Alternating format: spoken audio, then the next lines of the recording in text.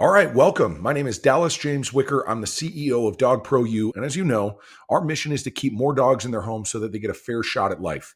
Now, we know that we can do that by elevating this industry from the trenches, by providing systems to great trainers just like you to get more clients and help more dogs. Now, guys and gals, today I'm going to be taking you through the process of unfucking yourself so that you can build your dog training business into an empire that changes lives, keeps dogs in their homes, and makes real money, all without sabotaging yourself with a shitty mindset that causes you to get stuck in the mud midway to your goal. So let's get started. All right, listen up, because this course is not some typical feel-good, fluffy nonsense. If you're serious about succeeding as a dog trainer and in life, this is where it starts. Now, I'm going to strip away all the excuses. I'm going to cut through the distractions. I'm going to force you to get real about who you are and where you're going. This course is designed to push you hard because success isn't for the lazy. It's not for the distracted. It's not for excuse makers. So let's talk real quick about where most people are right now. The SAD, that's the standard American diet. It's not just about food, it's a mindset. We live in a world where people are filling themselves up with garbage. And I'm not just talking about junk food. I'm talking about junk media, junk thoughts. They consume and they consume and they consume, but they take zero action and there's zero accountability. They're wasting their lives obsessing over distractions like gender identity debates and hating the rich, finding any excuse to stay stuck instead of focusing on the one thing that will actually move the needle, and that's their own success. Now, here's the kicker. People are being told that sitting in their dirty diaper of excuses and blaming the world for their problems is somehow okay. It's not. Let me be clear. You will never succeed if you keep buying into that victim mentality. Success doesn't care about your feelings, doesn't care about your past. It doesn't care about your distractions. It only cares about your actions. So this course is going to force you to take those actions. And by the end of it, if you're not ready to go out there and freaking crush it, it's because you chose to stay stuck in your own bullshit. So if you're here looking for some feel-good fluff about how to manifest your dreams by sitting on the couch and thinking positive thoughts, you are not in the right place.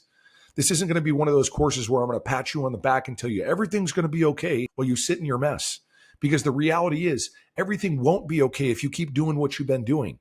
Most people out there are living their lives in a haze of distraction. They're filling their days with nonsense, thinking that their problems are somebody else's fault. And then they're just waiting for the world to hand them success on a silver platter. Look, it doesn't work like that. The cold, hard truth is this: no one's coming to save you. Look around at your life. Where are you right now? Everything that you see is the result of every single action that you've made up until this point. And if you're not where you want to be, it's because of your own choices, not your competition, not your clients, not the economy, you. But here's the good news. If you're the one who got yourself into this mess, you're also the one who can get yourself out. And that's what this is about. It's about forcing you to get real, to face the excuses and the distractions head on, and to take the kind of brutal, decisive action that leads to real success. Because if you're serious about winning, if you're serious about leveling up as a dog trainer and as a business owner and in life, then it's time to stop pointing fingers and start putting in the work. Here's what's about to happen. Over the next 10 modules, I'm going to strip away all the bullshit that's been holding you back. We're going to dive deep into your mindset, your habits, your beliefs, and you're going to have to confront some hard truths about why you're not where you want to be. It's not going to be easy. It's not going to feel good.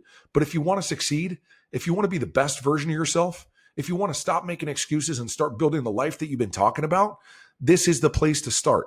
And by the end of this, you're going to have a blueprint for success that you can actually follow. Not some motivational rah-rah stuff, but actionable steps. And if you follow them, they will change your life. But make no mistake, this is on you. I can give you the tools, but if you're not ready to pick them up and get to work, nothing will change. It's not the way it works. So here's your first choice. You can stay where you are, comfortable in your excuses, content with mediocrity, or you can choose to level up. But remember this: comfort is the enemy of progress. It's time to get uncomfortable. It's time to take action. It's time to go out there and fucking win. So let's get real for a second. The time is now. It's time to fix your life and stop getting in your own way. If you're at a point where you're fed up, sick of feeling stuck, and you're tired of not being where you know you should be, this is for you. Maybe you keep starting things, but you never quite finish them. Maybe you're making promises to yourself, promises to get better, to do better, and yet you keep dropping the ball, or worse yet, you're letting down the people closest to you, your family, your kids, by not following through on the commitments that you made to them. And every time you break those promises, you're damaging more than just your word to others. You're chipping away at your own sense of self-worth. You're losing trust in yourself. And when you can't trust yourself, your confidence starts to crumble. And when that happens, you open the door for doubt to creep in, which is a dangerous path to walk. Now, here's the thing. The world isn't exactly rooting for you to win. There's always something or someone working against you, whether it's society, the system, or just the opposition in general. They want to keep you weak. They want you insecure. They want you dependent because when you're strong and you're confident and you're in control of your life, you become a threat to the system. They don't want you capable. They don't want you self-reliant. They don't want you bold because that kind of person is hard to control. And when you've got goals coupled with commitment, discipline, and structure, you are psychologically predisposed to go out there and win. That's a function of having free will and having your own independent thought, being a free thinker. And it's important to note that the story that you tell yourself about who you are and what you're capable of ends up creating your own belief system. So if you're telling yourself that you're not good, that you're not capable, that you're unworthy, you're affecting the outcomes in your life. Now, there's also this other system, the system of control that's designed to erode society and do away with self-sufficient humans like you and me. They want you questioning yourself. They want you doubting yourself. They want you feeling guilty. They want you feeling bad about yourself. They want your own personal belief system to keep you down. So they do everything they can to penetrate your mind through mainstream media, the corporate processed food industry, the pharmaceutical industry, the entertainment industry. And they use these things to instill a compliant, docile mindset in the masses. Why? Because then you're easier to control. Look at what they've done to masculinity. They've labeled it as somehow being a toxic character trait. What are we talking about? As if being a capable man who takes care of himself and his family and the people around him, his tribe, is somehow a bad thing. How the hell did we arrive at this place? It comes down to the opposition casting a spell to diminish our power so that they can remain in power. That's what this all comes down to. Make no mistake, a society of self-sufficient humans who create their own economy by generating their own income, their own money, and providing for themselves and for their families, that's a threat to the people who think of themselves as the authorities. The term authority is a label that is completely inaccurate. It's false. It's a misrepresentation. In fact, these people, the people who are supposedly in charge, they're intended to be our representatives. No one is in charge of us. We are all free and sovereign human beings. And if you want things to remain that way, you have to recognize this fact. And you have to stop allowing the supposed authorities to erode away our freedom and sovereignty. And that's the reason why they want to tweak the identity of men, right? They want us to all feel separated. They don't want you to have any skill sets. They don't want you to have confidence. They want you to be isolated. And it starts with the people who naturally have confidence and strength in themselves. The people who aren't reliant on someone else to solve their problems for them. They want society fat, sick, lazy, and compliant. They want you hopeless and reliant on big government to provide for you. They want you sitting in your parents' basement addicted to video games and Netflix, watching Game of Thrones or whatever garbage they're promoting these days, instead of taking charge of your own life and creating your dreams. Because when you're self-sufficient, you're a threat to the system like Neo in the Matrix. So they want you helpless. They want you hopeless, reliant, compliant. And that's why it's imperative that you get your mind right.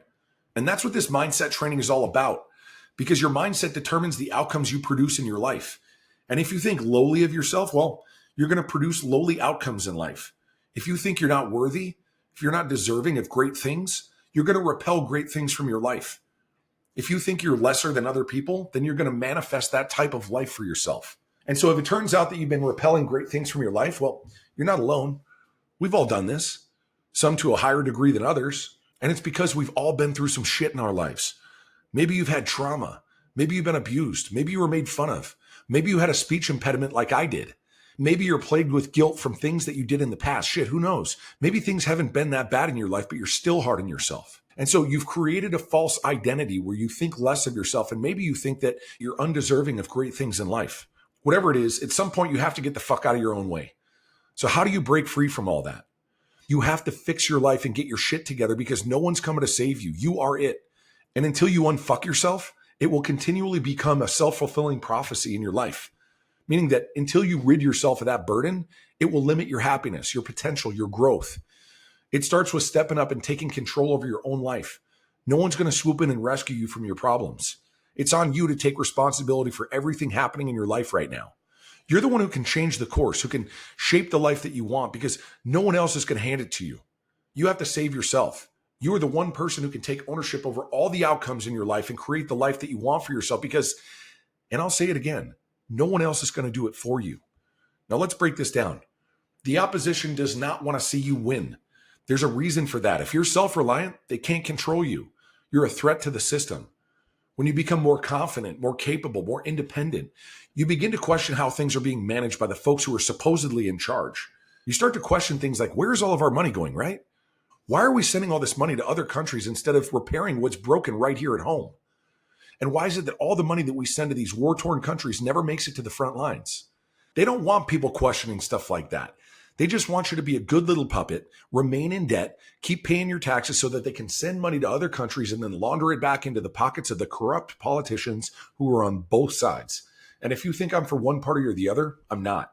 The only position I have about Big Daddy government is that the whole fucking thing is corrupt. And we'd be better off regulating ourselves.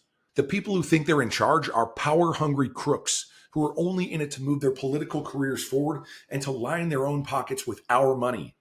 The only people we can trust are ourselves. And that's why it's crucial to build a circle of people like us, driven, independent thinkers who take care of themselves, who uphold the same core values.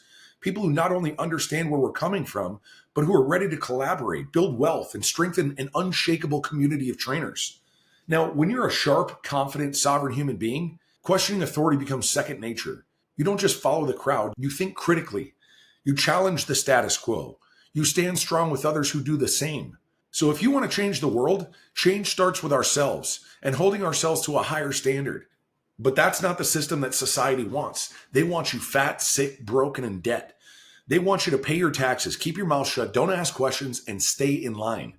But you know what? We, on the other hand, and I know you'll agree with me, we stand strong, confident, capable to think for ourselves. We want to be courageous. We want to build wildly successful businesses and to create our own internal economy so that we're not reliant on the system. We want to create a legacy for our families because we can. And if that's the kind of human that you want to become, it starts with dealing with your shit. Now, you probably know, and I've talked about this before, but if you're new to listening to me, let me catch you up. I've had a fairly rough childhood. Maybe you can relate. So as a toddler, my dad was my hero. Like, he was larger than life. Everybody loved my dad. You know, all the little old ladies, they'd smile at him. He was walking down the street. Everybody'd say hi to my dad. He had this charisma about him. He was just a great human being. Always had a joke to tell. Always had something nice to say. Always hold a door open for you. You know, and I used to follow him around. I mimicked everything that he did. And he was a carpenter. So on his days off, I remember watching him and his buddies build a garage and do it from scratch in our side yard. You know, my mom would be out there with the video camera and I'd follow him around shirtless, just like he and all of his buddies were. It was the middle of summer, you know, hot days, walking around, building the garage, watching my dad shirtless, wearing my Fisher-Price tool belt, plastic hammer in hand, you know, the whole 9 yards. And my dad was my whole life. He was my world. And I was his little protege. And while my parents tried, you know, for one reason or another, they couldn't mend their differences. And so one day, my mom decided to pull the plug, so to speak. She went and she rented a U-Haul without telling my dad. And even though I was only 3 at the time, I still remember seeing that box truck, you know, parked across the street at the church across from our house in this small suburb outside of Chicago. I remember looking out the window and seeing it there, you know, and then she waited for my dad to go to work. You know, she told my brother and she told me, go grab your stuff. You know, I was the youngest, so I just followed my big brother around. My Spider-Man jammies, had my favorite stuffed animal in my hand, blanket clutched under my arm. And I remember watching my mom and my brother hastily load this truck. And I stared at them, sitting on the staircase, looking through the banister. And when the last of our belongings were loaded into the truck, she had us climb in and we left. Forever. And as you can imagine, that moment, even at 3 years old, was soul crushing for me. I had no idea if I was ever going to see my father again or the home that I was born in. And so my mom moved us across the country to this small town in New Hampshire. Now that trip, I should mention, was the beginning of a theme where she began spewing hatred for my father, who was only referred to by her as Wicker.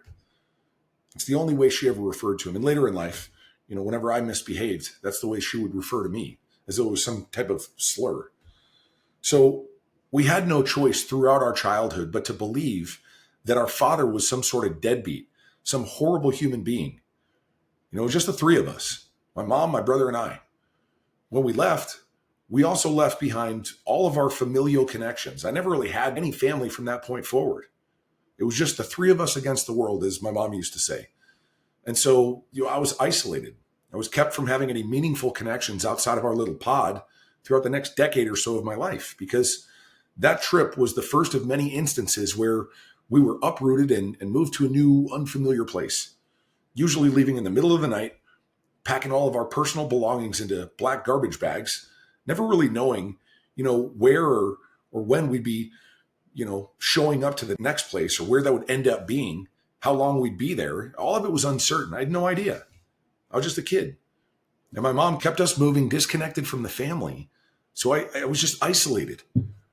And so when we finally would get wherever we were going, as a kid with a speech impediment, feet that were too big, and always being new in town, I struggled to make friends, as you might imagine.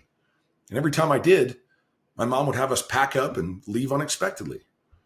I moved something like 24 times over the span of my childhood, usually leaving the state where we were living at the time. So it wasn't like I could maintain connections. We didn't have cell phones back then, and my mom would be working 2 and sometimes 3 jobs just to put food on the table, but it was never enough to keep us afloat. So whenever the money and the food stamps ran out, we'd pull the plug. She'd tell us to pack our shit.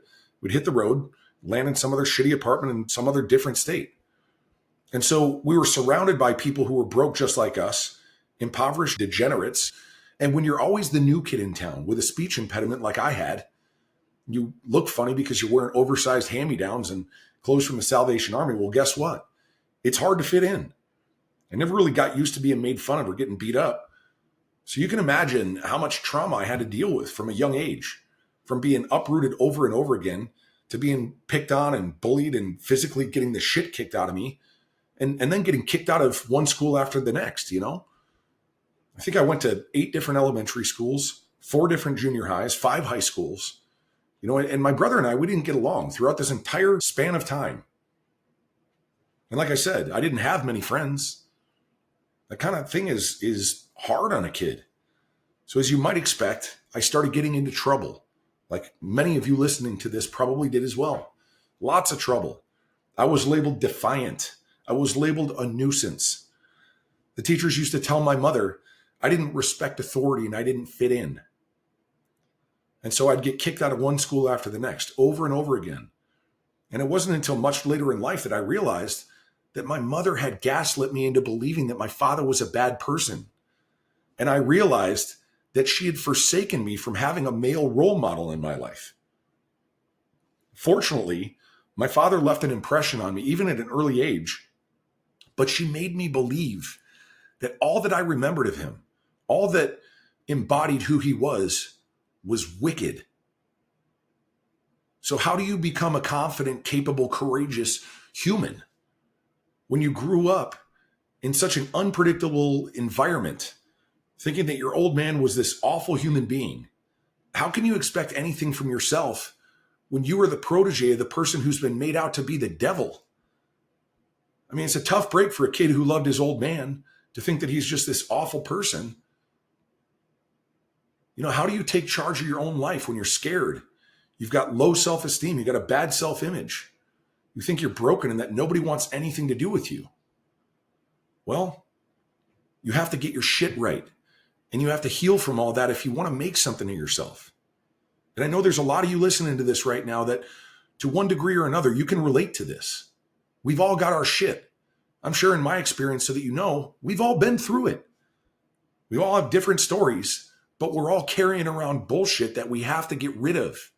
I mean, how many of you are walking around right now in this moment and you haven't dealt with any of your traumas? You haven't done any healing. And you're like, yeah, man, one day I want to be rich. One day I want to be fit. One day I want to be a better dad, a better mom. I want to be a better husband, a better wife, spouse, partner. I want to be a better brother, sister. Well, when does that one day happen? It happens when you start healing, right? The greatest work you can do in life is the work of mastering yourself, getting better at loving yourself and doing away with the bullshit that you're carrying around, healing from it. All this to say, I had to figure out life for myself. And I knew from a young age, one thing that, also left an impression on me was being broke. I knew that when I grew up, I never wanted to feel that way ever again. And I realized, for those of you who are listening to this, Money might have some negative connotation based on your upbringing, or perhaps the beliefs that were instilled in you from your family, from the people around you.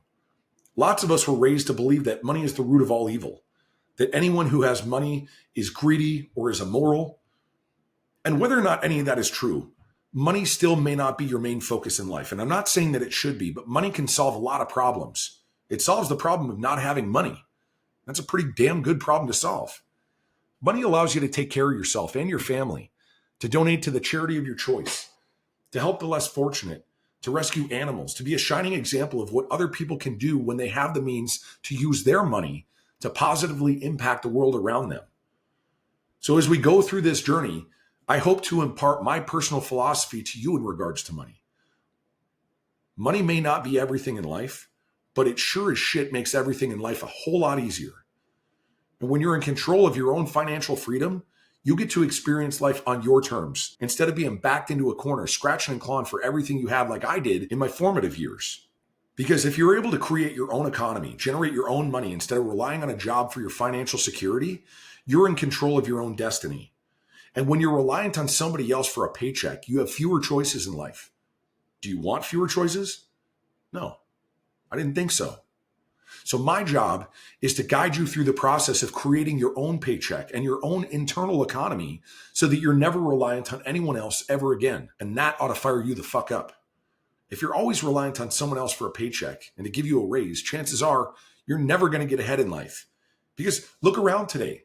Being an employee is a battle. It's not a level playing field. That paycheck or that raise that they're giving you, it probably won't even be in line with the cost of inflation. So even though you got a 3% raise, let's say, inflation is out of control. What is it, 8, 9, 10%? You're actually making less. Even though you got that shitty little raise, you're making less. You can't even keep up. So it's up to you to create your own economy so that you can take care of yourself and provide a life of abundance for your family and for the people around you. Look, we're all busy. We all have shit going on. But if being the captain of the ship that is your future, if that's important to you, you're going to have to carve out the time. And I don't care if you have to dedicate Friday nights, all day Saturday, all day Sunday to get ahead. Make the time. Don't let excuses about how busy you are prevent you from experiencing the life that you were meant to live.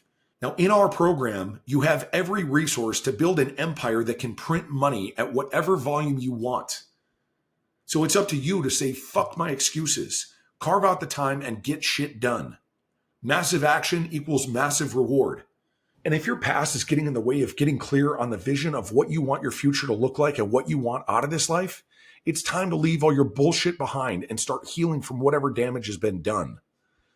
We all got fucked up along the way, but it's the people who fix their shit, who move past it and get what they want out of this life. Those are the people who get ahead of the 8 ball and excel in life.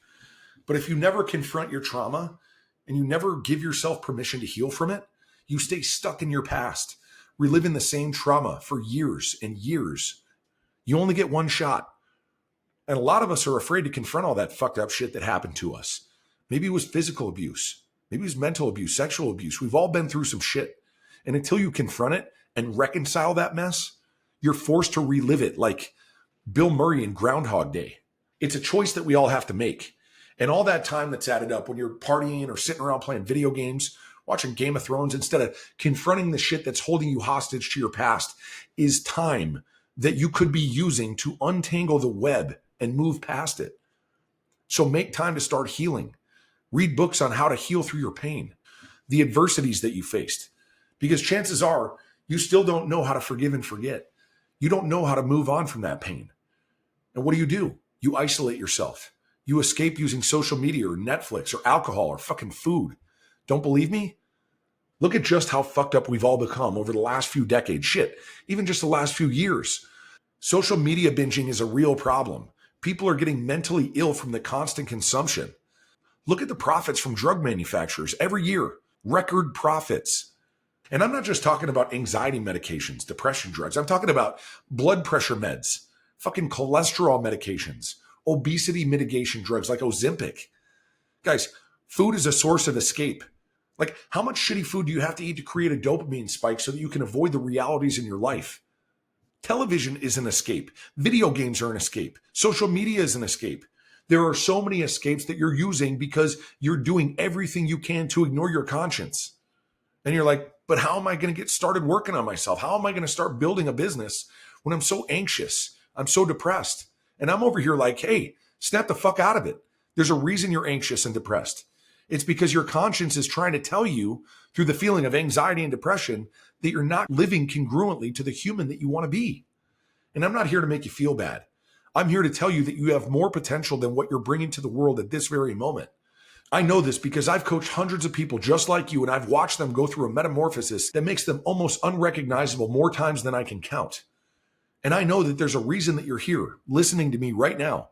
And it's because you're not exactly where you want to be at this moment in your life. And that's all right. For some of you, you might only be looking for a few small tweaks to get to the next level. And for others, you might need an entire mental overhaul to get where you want to be. And that's okay. What's important is that you confront and acknowledge that you're not exactly where you want to be and that you're ready to demand more from yourself, that you want to hold yourself to a higher standard to reach the next level in life and in business. So let's talk about what you really want. You want to be strong, not just physically, mentally too. And don't get me wrong, there's a lot to be said about creating a pattern of consistency with your workouts, but your own mental fortitude is equally important. And the thing about fitness is that it has a massive effect on both your physical and mental health. And I don't care who you are, getting lean, jacked, fit, it has a way of enhancing every area of your life. It's the best way that I know to start and maintain the process of mastering yourself. It's hard fucking work. Nobody can make you do it. But when you work out every day and you fuel your body with the right nutrients, that means the correct amount of carbohydrates, dietary fats, and proteins, you exude confidence that people naturally respect you for because they can see that you respect yourself and that you hold yourself to a certain standard of excellence. It illustrates your determination and dedication, your commitment to yourself and to living your best life. Now, if you want to feel confident, courageous, capable, get your ass out of bed and work out every damn day. Become the guiding light for your family and the people around you. We all want to be the husband, the wife, the partner, the parent, the entrepreneur that shows up and sets the standard. But if you're living out of sync with your own values, your inner voice is eventually going to be screaming at you. It's going to say, dude, get your life together. Stop fucking around and get serious. And that's the moment where you've got to make some real changes. Start with the basics. Get out of bed when you know you should. Hit the gym. Clean up your diet. And for the love of everything, turn off the notifications on your phone. You start doing those simple things, and trust me, you're already on the right track. And I can tell you with a high level of certainty that there is no better catalyst to motivate you in every area of your life than to get lean, strong, physically fit. And there's other easy things that you can do. Share the abundance of your life with other people. Give when you can give. And to be clear, abundance isn't just about money.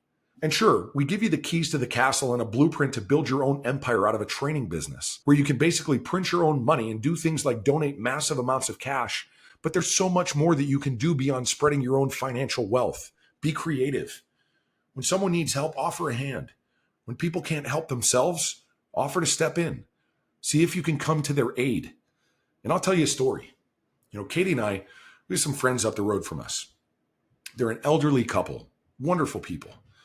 Little old lady, she works at the general store, and she and her husband, they're getting up there in their years. And so they've sort of outgrown looking after their yard. And so Katie and I, we head over there every Sunday morning. We mow their lawn. We tend to their flower beds. We pull their weeds, tidy up their yard. And yeah, it's freaking hot. It's sweaty. It's work. But every week on that drive back home, we're all smiles. And that positive energy, it sets the tone for the entire day. But there are all kinds of things that you can do. One thing that we do every year, we go up to the Bighorn Mountains. We cut down Christmas trees for every family in our community who doesn't have the means to get their own. We do toy drives because every kid deserves to experience the magic of Christmas. And if you know what it's like to go without, you can imagine the thrill it brings to the family when they just can't make it happen. And so, you can do things that are centered around animals. You can donate your time to walk dogs or read books to them at the shelter. It means the world to them. Foster when you can. We fostered and found homes for hundreds and hundreds of dogs, cats, livestock, birds, you name it. You can organize food drives for the less fortunate. As you probably know, Katie and I, we own a cattle ranch. So another thing we love to do is to make regular trips to town, the town that's closest to us, and we deliver steak bundles to our military veterans as a way of saying thank you for your service. Next year, we plan on going to deliver American flags to every patriotic American who doesn't have one hanging outside of their front door. And here's the cool part. People respond. They thank you. Suddenly you feel good. You realize that you made somebody's day better. And that feeling of service will come back to you. I mean, there's a million things you could do. Just find something that's meaningful for you and do it. It's therapeutic. And speaking of therapy, one of the most powerful things you can do to heal is to start taking care of your mental and physical health. Yeah, therapy helps. Working out, eating right, all of that's part of the process too. Because we've all got wounds, and a wound is a problem that won't fix itself. And I'm telling you this from personal experience. Look, years ago, I was in a downward spiral. I went through a tough period in my life. And if you don't think mental anguish can affect your physical body, take it from me. It most certainly can. To give you a bit of context, if you don't know the story, I had a string of bad occurrences over a relatively short period of time. It started with a business partner who royally screwed me over, nearly cost me my life savings. And Katie and I just started dating, and she could see that things were much worse than they appeared from the outside. Luckily, she talked some sense into me. And I decided to remove myself from what could only be described as a slow-moving train wreck. It was a freaking disaster. But with her support, I swallowed my pride. I finally decided to cut my losses. I put an end to my partner's constant lies and deception.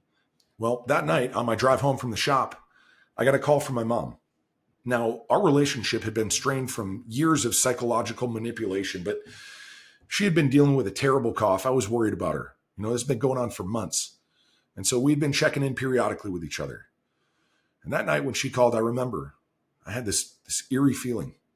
And when I picked up the call, she didn't waste any time in telling me that she had just been to the doctor again. This time they figured out what was wrong. It was cancer. And it was bad. Stage 4. They gave her 6 months to live.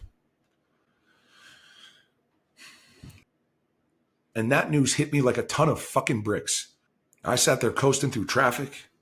My senses were all numb from what she had just told me. Spacing out, I didn't realize that the line of cars ahead of me had all slammed on their brakes. I didn't react, and I smashed into the rear end of the car that was ahead of me. Bad. It was surreal. But that was just the beginning of a string of shit that nearly ended me. Now, like I said, I really have no family. My mom uprooted me from anyone who I would have considered to be family. And it was always just the three of us, me, my brother, and my mom.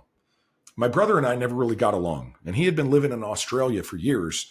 So really, it was up to me to help my mom through what ended up being a very difficult time for her. Now, our relationship had been rocky for years at that point, but I did what any good son would do. I put my life on hold to be there for her. And in light of the short time that she had left, she made an unexpected trip out to Chicago to see my father again before she passed. I never would have expected that. They hadn't spoken in decades. Now, when she came back from the trip, she told me, if you want to see him again, you should really go now. She said he wasn't looking good. So I was confused. I was unsure what to expect, but I made the trip out to finally reconnect with my dad and to make amends. And it turns out the guy was still the hero I remembered from my childhood. One of the greatest human beings I've ever met in my life. And I'm like a carbon copy. I look just like him. I talked just like him. I acted just like him. I had all the same mannerisms and gestures. So it shows just how much your old man rubs off on you, even at an early age. But I felt robbed that I didn't get to spend my life with him. He lived thousands of miles away, but reconnecting with him changed everything for me. So I was grateful to spend the time with him and to finally understand the truth. Sadly, he died a few months later, and it crushed me. There were so many things I never got to ask him about, so many unanswered questions. I'd never get a chance. And after the funeral, things only got worse. In a relatively short amount of time, I had buried both of my parents. Neither one of them had their affairs in order. And while dealing with that, my house burned down. My neighbor shot my dog. It was all just too much. I was so stressed out and anxious, I can barely even put words to how bad it was. And as you might expect, I got sick. Katie had to rush me to the hospital. Organ failure. My body was literally shutting down. Even then, I still wasn't taking it seriously. I told the nurse I was going to go grab a bite to eat and that I'd try to stop back by the hospital in the morning so they could run some more tests. It wasn't until I saw them wheeling that bed down the hall, to get me to the ICU that I started to realize how serious it was. And all that pent up stress, all that angst, it nearly killed me. Fortunately, I had my beautiful wife, Katie, who was actually my girlfriend at the time, but she was by my side to get me through it. And I survived. It took months of recovery and dialysis with a tube plunged through my chest directly into my heart, but my body came back to life. And that experience, it forced me to start working through all the crap I hadn't dealt with, the childhood trauma, the self-worth issues, you name it. And when I got my head straight, everything else followed. I started showing up for myself, keeping my promises, and I realized that I didn't hate myself anymore. Now, for those of you who know anything about our story, Katie and I, we own gyms. And as you can imagine, going through those difficulties at that time, we still had a business to run. And I wanted to be a beacon of hope for all of our clients and show them, look, you can make it through tough times. So the first thing I did when I got cleared to go back to living a relatively normal life was I put my fitness at the top of my priority list. When I was finally cleared to exercise, I started hitting the gym again. I planned my workouts and my eating habits like a freaking architect draws up blueprints.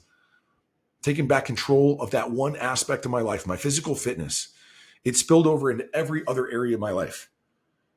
And as I became more focused and dedicated to getting lean and strong, everything else started to get more clear to me.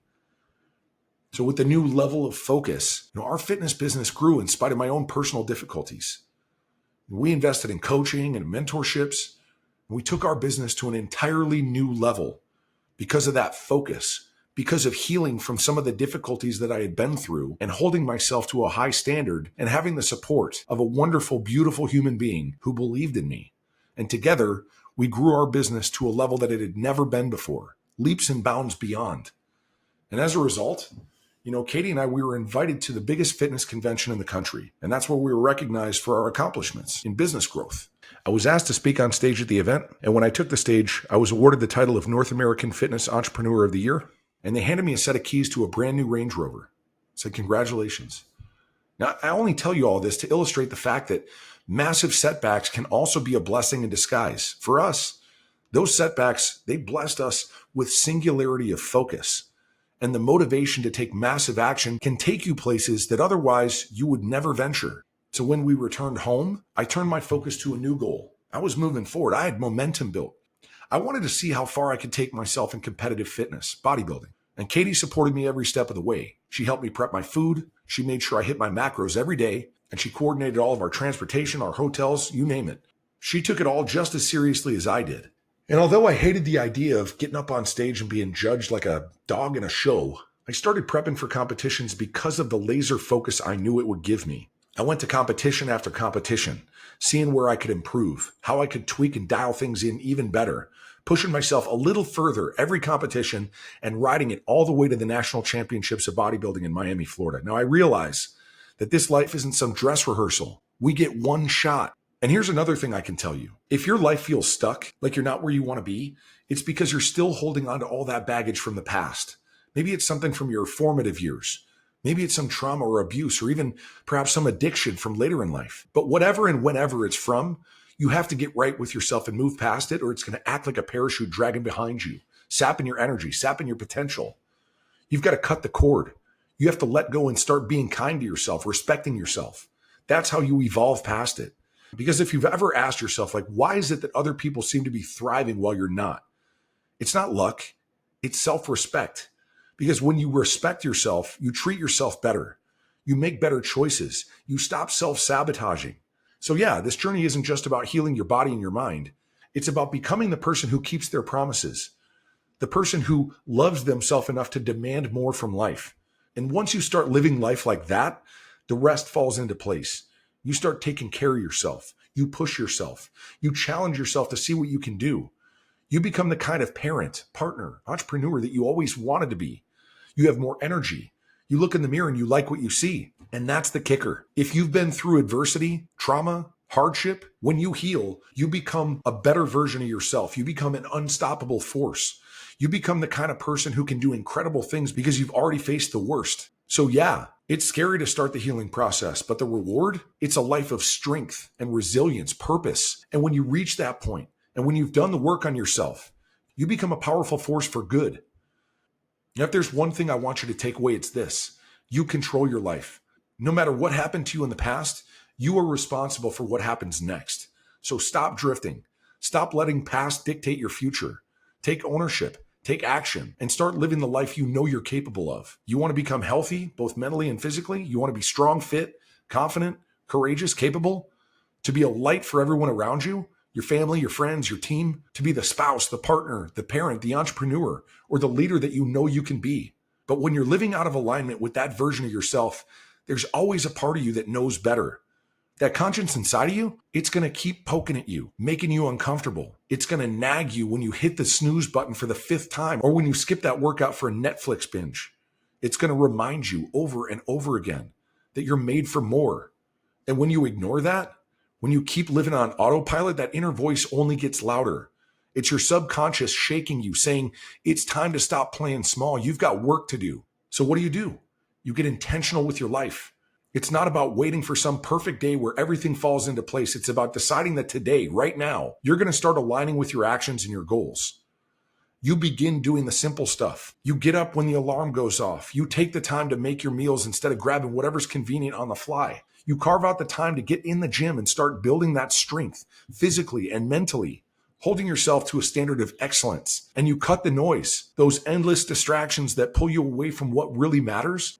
And one of the easiest, most powerful things you can do to start your day off on the right foot is to start focusing on the good in your life. And what happens next? People start taking notice and they realize that you're doing something different. And when they do, something clicks. You start feeling like, hey, I'm not doing this alone. People are in my corner, and that positive energy, it fuels you. And suddenly you've got the tone set for the entire day. And now on the topic of healing, that's where a lot of people get stuck. You've been carrying old baggage for too long, whether it's trauma, emotional wounds, or the stories you've been telling yourself about where you are and what you're capable of. If that's you, you should get your hands on a book called The Untethered Soul. It's by Michael A. Singer. Or there's another one. It's called Letting Go. It's by David Hawkins. These books will change how you look at those old scars. You can't keep shoving those emotions down, hoping they'll disappear. They won't. It doesn't work like that. They stay locked up in your body and they manifest as anxiety and depression, addiction, physical pain. You have to face them head on if you want to release them. And that's the only way that you can truly heal and become the version of yourself that's ready to become more. And I'll tell you something. The minute you stop letting the past control you, everything opens up in your world. You stop being a prisoner to what happened to you. It becomes crystal clear that your future is 100% in your control and that you can finally take the reins. There's a reason that books like The 4 Agreements by Don Miguel Ruiz, they've stood the test of time. They teach you how to break free from the mental prison that we build around ourselves. And when you take ownership over your thoughts and your mindset, you stop playing the victim. You become the architect of your own success. Singularity of focus and discipline is where the real shit happens. You want to talk about success, money, fame? None of that matters if you don't have control over yourself. You want to feel like an unstoppable force that nothing and no one can fuck with? Start by healing those parts of you that have been holding you back.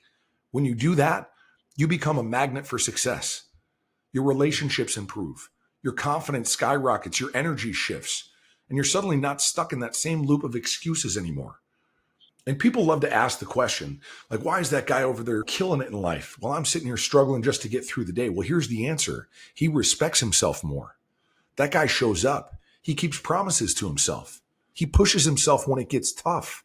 And when you respect yourself, everything else follows. You start keeping your commitments, and that builds self-trust. That's how you become unfuckable with. When you can count on yourself, everybody around you feels it too. If you've ever been carrying around the weight of other people's expectations or you've been letting their voices drown out your own, you need to regain control. And there's other books that can help you to do that. Books like Daring Greatly by Brené Brown or Deep Work by Cal Newport. These can help you push past the fears of judgment and distraction and help you focus on what truly matters. This isn't just about motivation. It's about showing up every day, doing the work, no matter what's going on around you. Because when you keep breaking promises to yourself, it chips away at your self-esteem little by little. It erodes your confidence. That's when you start to escape into all the things that make you feel better just for a minute.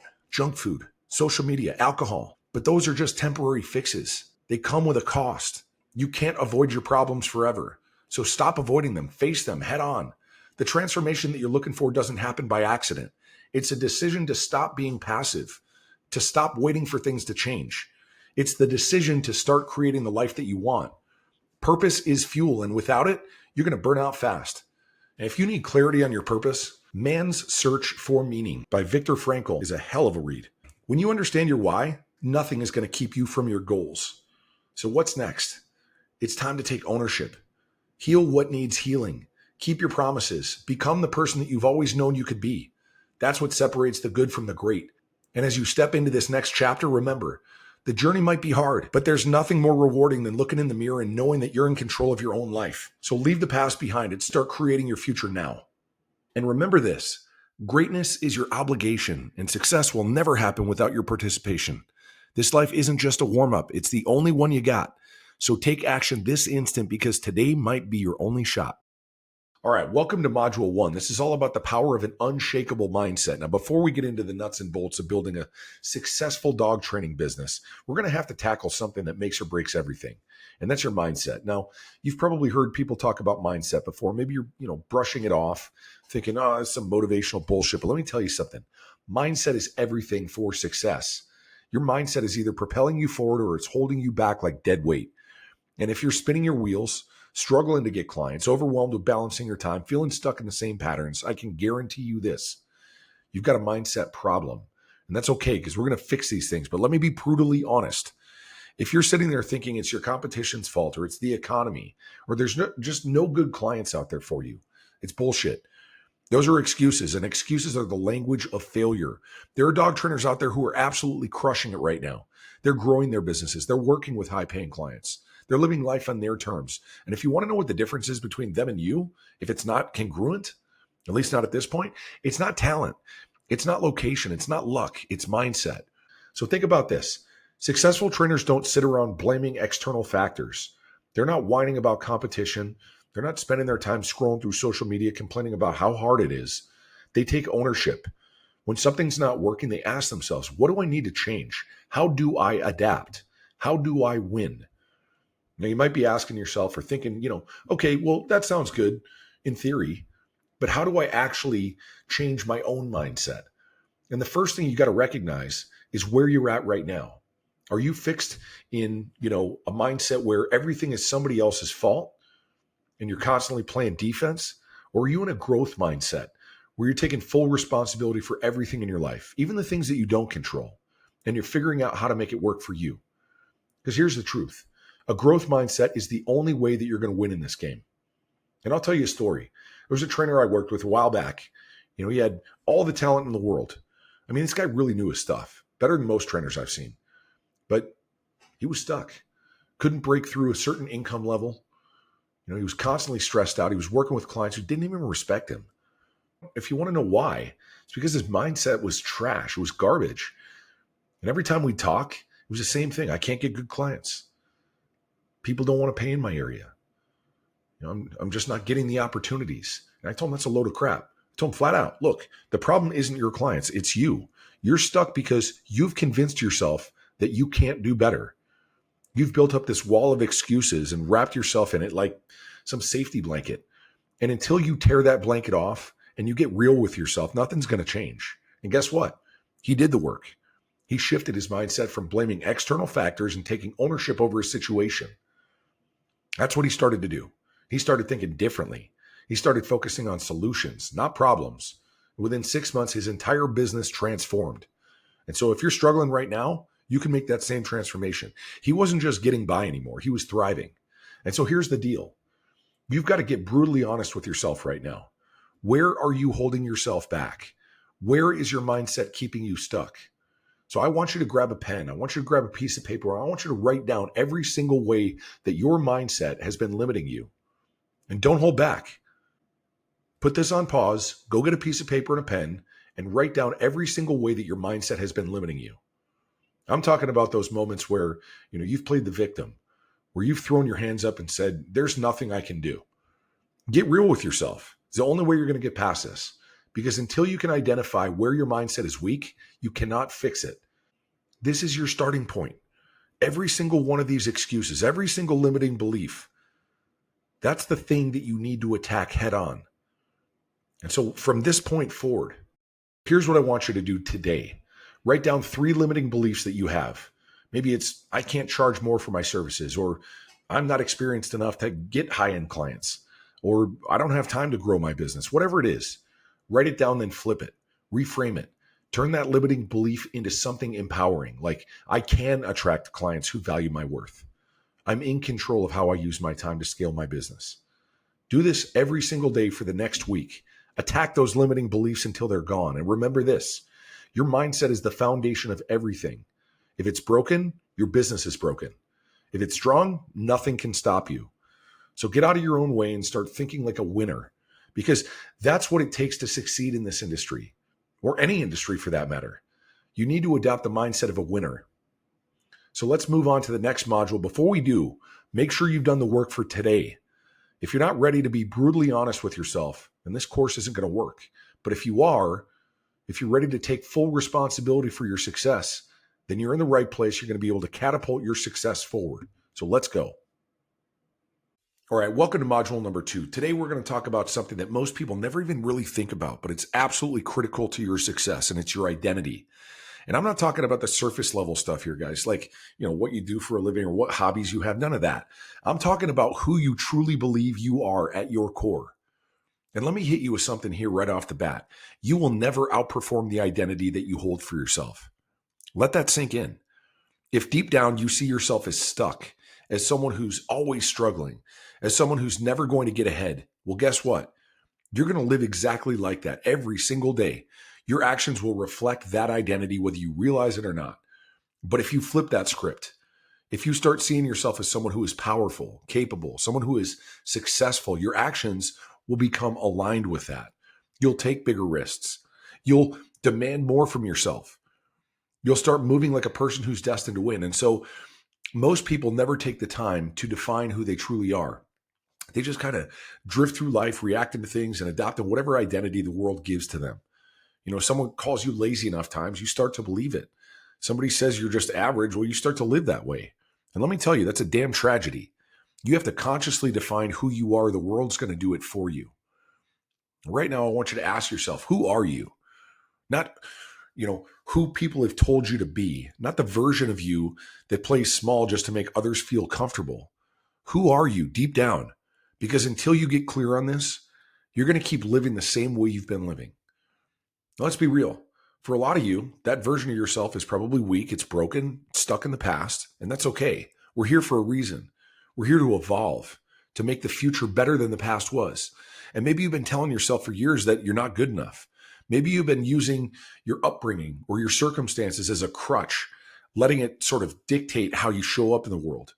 It's time to stop doing that. It doesn't help you. It doesn't aid you. It doesn't move you forward. And I don't care where you came from. I don't care what happened to you. That's not who you are unless you choose to stay stuck in that identity. And so I want you to grab a pen and a paper. Put this on pause. Grab it now. I want you to write down 2 things. Who are you right now? How do you see yourself today? And then I want you to write who you need to become to succeed. And don't sugarcoat it. If you've been seeing yourself as a failure, write it down. If you've been playing small, write it down. Get real with yourself, because this is where you start to break free from the bullshit. The only way to change is to face the truth. And look at that list. Now I want you to focus on the second part, who you need to become. This is your new identity. You're not the person who struggles to make ends meet. You're not the trainer who just gets by. You're the one who thrives, who clients flock to because they know you're the best in the game. You're someone who takes action, who isn't afraid of failure, and who rises every single time. And so what I want you to do, here's your task for today. I want you to come up with 3 words that describe your current self and 3 words that describe your ideal self, the one you need to become to succeed.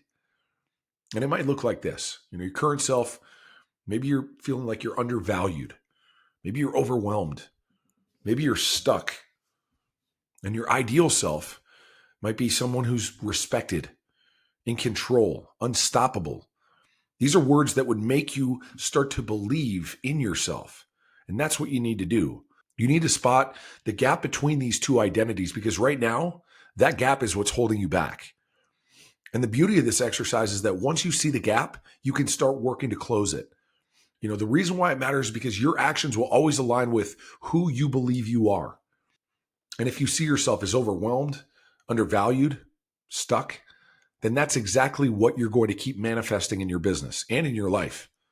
But if you start adopting the identity of someone who's powerful, respected, and in control, your actions will naturally shift. You'll start showing up differently. You'll start making decisions from a place of confidence and purpose, not from fear or insecurity. So let me be blunt here. Who you are today isn't who you need to become tomorrow. The reason you're not where you want to be is because you're still operating from the wrong identity. And the longer you cling to that identity, the longer you're going to stay stuck in the same cycle. So let's get practical. I want you to wake up tomorrow, start acting as if you've already become the person that you need to become. Because every decision you make, every action you take, ask yourself, is this what the respected, in control, unstoppable version of me would do? And if the answer is no, you don't do it. If the answer is yes, go all in. And here's the harsh reality behind this. If you don't redefine your identity, you'll keep repeating the same patterns. You'll keep taking the same actions. You'll keep making the same excuses and getting the same results. And let me tell you that the time is ticking. Every day you spend as the old version of yourself is a day wasted. Your new identity is waiting for you, but only you can decide when you're ready to step into it.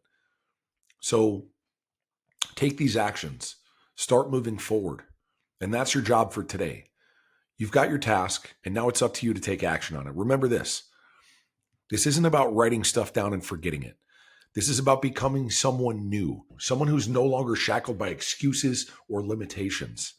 So before we move on to the next module, don't even think about moving forward until you've done the work for today. If you're not willing to confront your identity, then everything else in this course is just going to be a waste of your time. But if you're ready, if you're serious about closing the gap and becoming the version of yourself who dominates, then let's keep going. So again, we're going to continue on to module 3 once you've done the work for today.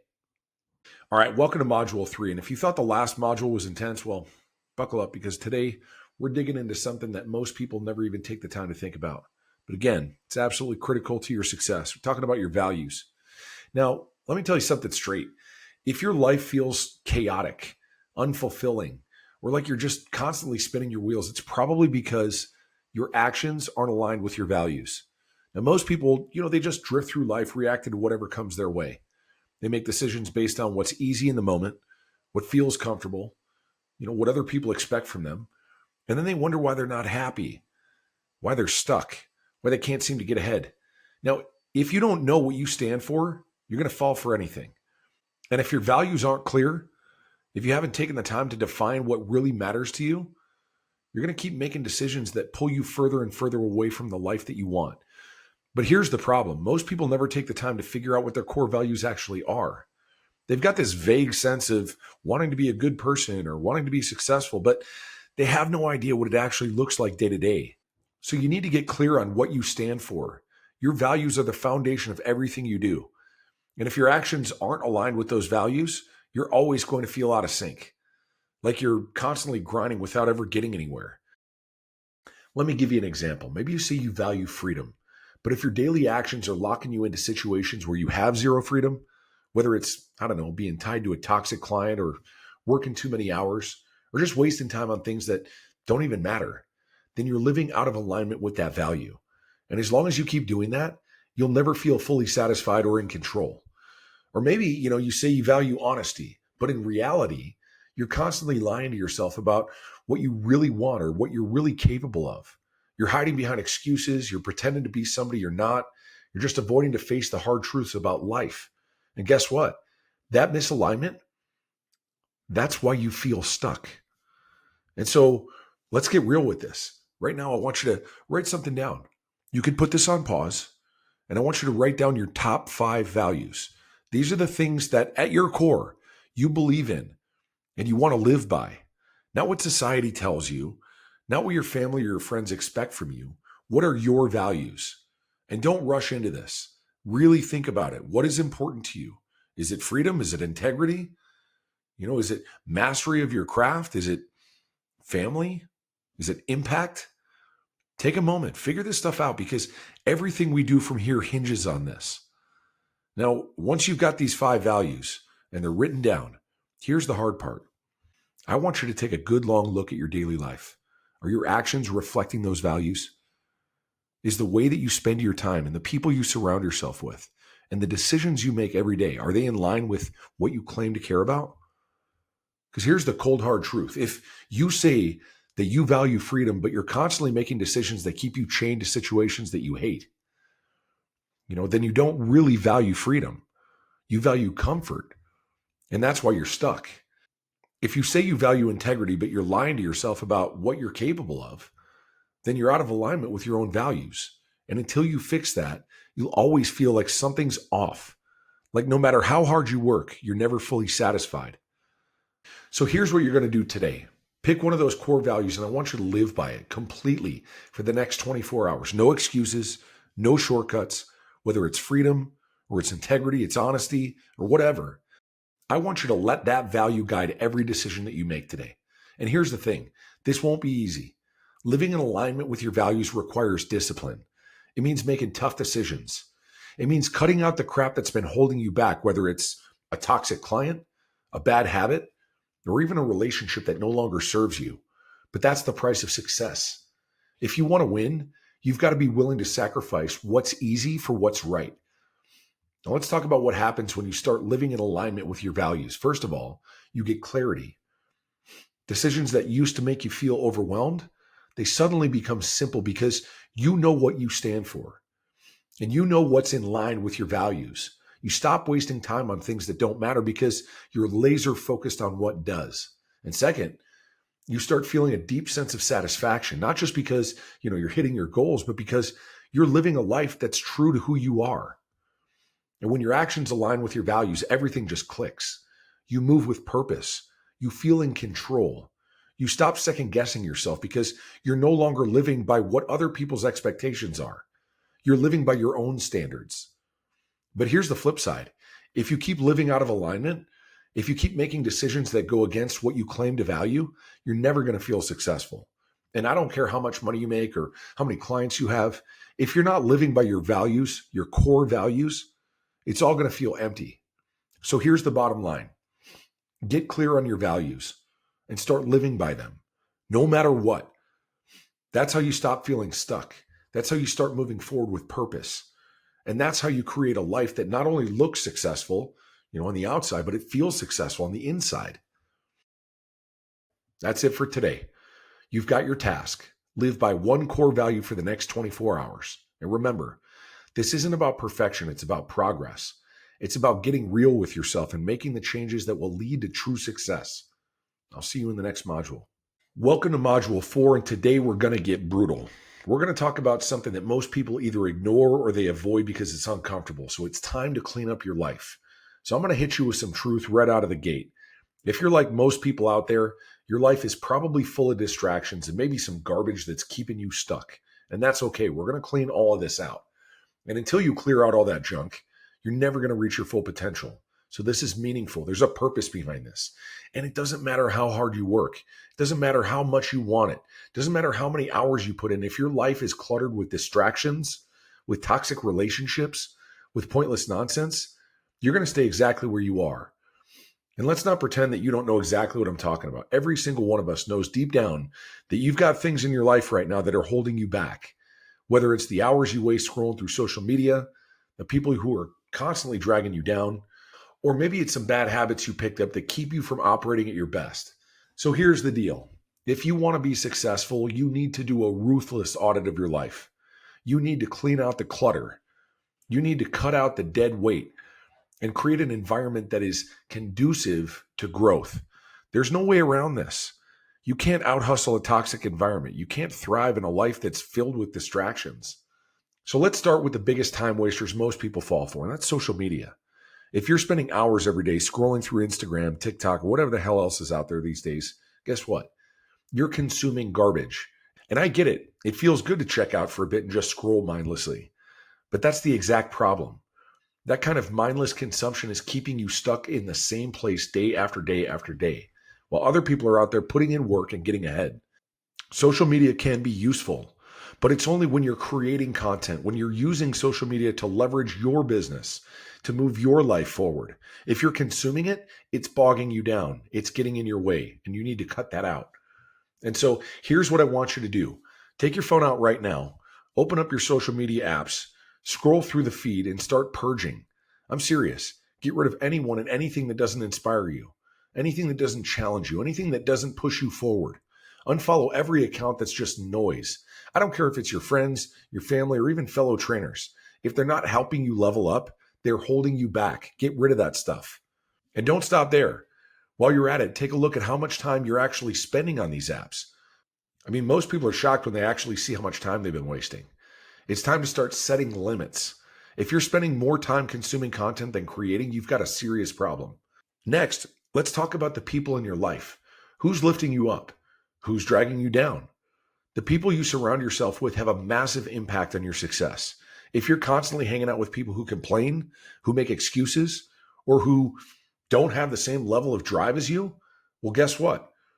You're going to start adopting their mindset. And if you think you're immune to that, you're dead wrong. You become like the people you spend the most time with. And if you're serious about leveling up, you need to start surrounding yourself with people who are on the same path as you, or even better, people who are ahead of you, people who will keep challenging you, who will push you, who will keep you accountable. But here's the hard part. This means cutting some people out of your life. And yes, that's going to suck. It's going to feel uncomfortable. You might even piss some people off, but guess what? That's the price of success. If you're not willing to make sacrifices, you're never going to win. Now, take a hard look at your relationships. Who in your life is helping you grow? Who's holding you back? Be honest with yourself. You already know the answer. You just need to face it. Write down the names of the people who are positively influencing you and the ones who are dragging you down. And let me tell you something right now. It's time to distance yourself from the negative ones. I don't care if they're family or old friends or people that you've known for years. If they're not on the same path as you, they're going to pull you off course. So your daily task today is simple, but it's powerful. Cut out one negative influence in your life, whether it's social media, a toxic relationship, or even a bad habit that's been holding you back. I want you to remove it today. And I'm not saying you need to burn bridges or create drama, but you do need to create boundaries. Distance yourself from anyone or anything that's not aligned with where you want to go. Now, here's the kicker. It's not just about cutting things out. It's also about bringing the right things in. Now, once you remove the garbage, you need to replace it with positive influences. If you're unfollowing a bunch of useless accounts on social media, start following people who inspire you, who challenge you, who push you forward. If you're cutting out toxic relationships, start seeking out people who are crushing it, people you want to learn more from, who will hold you accountable. And while you're at it, let's talk about your physical environment. Is your workspace cluttered? Is it chaotic? Is your home filled with distractions? Is it messy? Is your environment just a cluttered mess? Because if it is, your mind will be too. So clean it up. Organize your space. Create an environment that supports your growth, not one that constantly pulls you into distractions. Look, I'm not going to sugarcoat this. Cleaning up your life is hard. It requires discipline. It requires sacrifice. And it requires facing some uncomfortable truths about what you've been allowing into your world. But if you don't do this, you're going to stay stuck. You can't become the person that you want to be if you're surrounded by people and habits and distractions that are keeping you in your current state. And so here's the bottom line. Clean up your life, cut out the junk, whether it's social media, toxic people, bad habits, or whatever it is. Replace those things with other things that lift you up and push you forward, because your success depends on it. And I'll see you in the next module once you've completed this task. All right, so we're halfway through, and if you've been sticking with me through this, you should already feel some serious shifts happening in your mindset and in your life. Now it's time to get real about what success actually looks like, and it's not just about money. A lot of people think success is about having a fat bank account, driving the right car, having a bunch of Instagram followers. Like, that stuff is bullshit. Success is about thriving in the key areas in your life, which are self, wealth, and relationships. And if you're killing it in one of those areas, but everything else is falling apart, you're not successful. You're just imbalanced. So here is what we're going to do to fix those imbalances and get everything on an even keel. Now, the truth is, to truly live a successful life, you need to be firing on all cylinders. And it has to be in all three of these key areas. So number one, with self, that's your health. That's your mindset. That's your personal development. If you're not taking care of yourself, you're going to get burnt out. And then number two, which is wealth, this is your business. This is your finances. And are you growing in your income? Are you building something that will last? That's what matters, to be sure that you are in balance, not imbalanced, but you are in balance with your wealth. Your business and your finances have to be correlated to yourself and your personal development. They have to be aligned. And then the third thing is your relationships. This is your family. This is your friends, your close connections. Are the people in your life supporting your growth? Or are they just dragging you down? Like, you have to take note of these things, because if you're operating in a way where, you're just surrounding yourself with people that are constantly bogging you down and dragging you down and sapping your energy and making you feel bad, like, that's never going to work. Now, here's where most people screw things up. They're so focused on one area, which is usually wealth, they let the other two fall apart. And you know the type of people I'm talking about. They've got money, but they're absolutely miserable. Their health is trash and their relationships are a disaster. Or you've got the opposite. And that's the person who is super fit, but they're broke and they're alone because they've been too focused on themselves and they haven't built anything beyond that. And both are failures, just in different ways. So let's get real here. If you're going to succeed, you need to start evaluating these key areas of your life, and you have to do it honestly. So stop pretending everything is fine when it's not. Success isn't about fooling yourself into thinking that you've got it all together. It's about being brutally honest about where you are, where you're winning, and where you're losing, so you can fix it and you can actually move things in the right direction. And so I want you to take a hard look at where you're at right now in each of these areas: self, wealth, and relationships. Rate yourself on a scale from 1 to 10 in each area, but be brutally honest with yourself. Don't sugarcoat it. If you're a 3 in wealth because your business is barely scraping by, own that. If you're a 5 in self because your health is falling apart, you have to accept that. And if your relationships are trash because you've been neglecting people who matter to you, face that reality. Here's what I want you to think about. What's the gap? Where are you right now? And where do you need to be? Because that gap is what's standing between you and real success. So let's start with self. Your health, your mindset, your personal growth. Are you taking care of yourself? Or are you running yourself into the ground? Are you investing in your personal development? Or are you just going through the motions every single day? If you're not prioritizing your health and you're not prioritizing your growth, you're setting yourself up to fail. You have to address these things. And next, we want to look at wealth. Is your business thriving? Are you building something that's going to last? Or are you just scraping by, always one bad month away from disaster? Because that's no way to live. If you're not actively growing your wealth, if you're not building systems, if you're not scaling your business and planning for the future, you're still playing small. And that's not what we're all about. And finally, let's talk about relationships. Who are the people in your life? Are they lifting you up or are they holding you back? And more importantly, are you showing up for the people who matter, or are you taking them for granted while you focus on other things? Because success is hollow if you're doing it alone. So here's what I want you to do today. Pick one area to improve just by 1 point. If you rated yourself a 5 in health, what's the one thing that you can do today to move that to a 6? Maybe it's hitting the gym. Maybe it's cutting out junk food. Maybe it's finally booking that doctor's appointment that you've been putting off. If you rated yourself a 4 in wealth, what's one action that you can take today to move it to a 5? Maybe it's increasing your prices.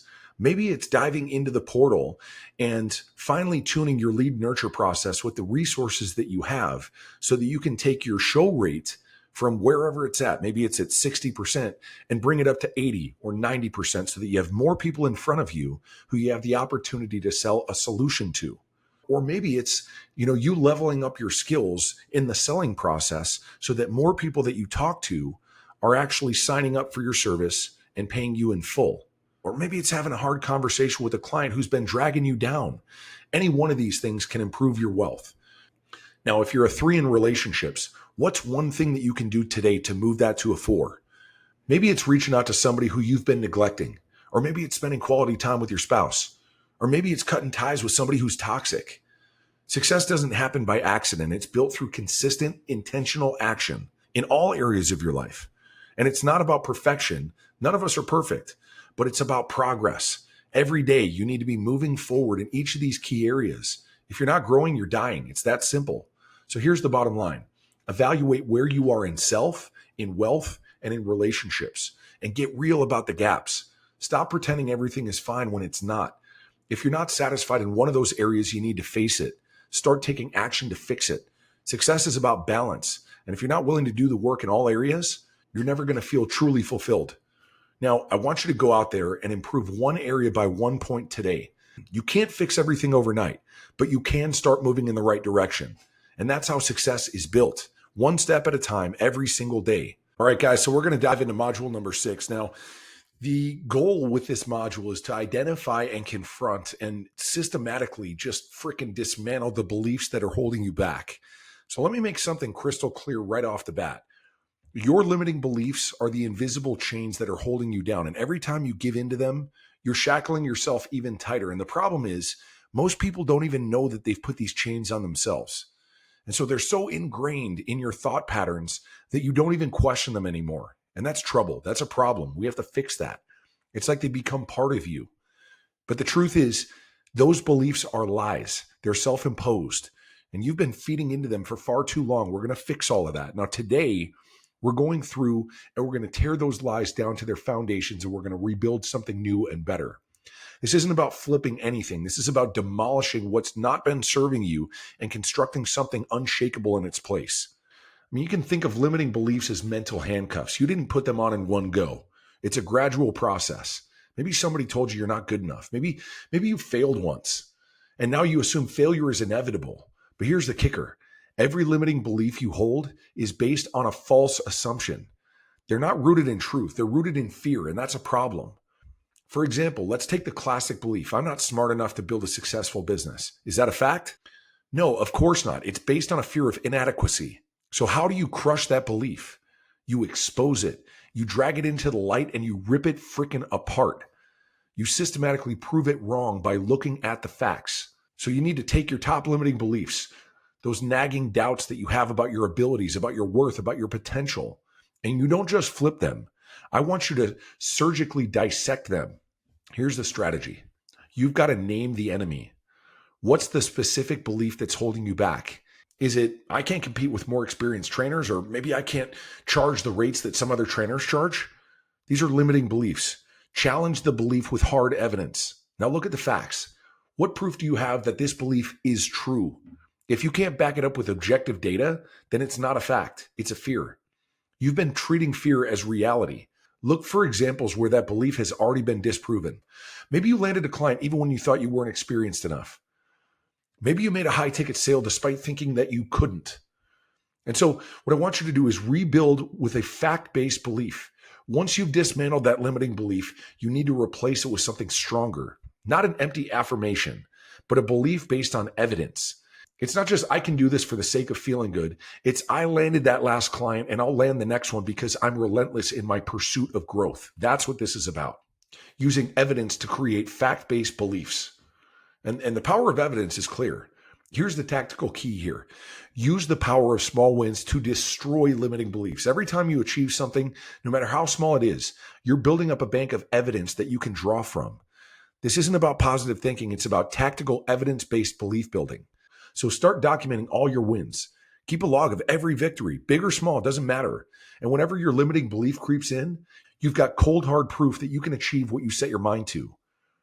And now you've got leverage. You're not guessing. You're not hoping. You're operating based on proof. So there's no room for excuses. And another thing, stop waiting for the right circumstances. One of the biggest limiting beliefs I hear is, I'll succeed when the timing is right. It's bullshit. The time is now. There will always be challenges. There will always be something in your way. Waiting for the perfect conditions is just an excuse wrapped in limiting beliefs. So look at the most successful people in any industry. They didn't wait for perfection. They took action despite the obstacles, despite the fear. And that's what separates the winners from the excuse makers.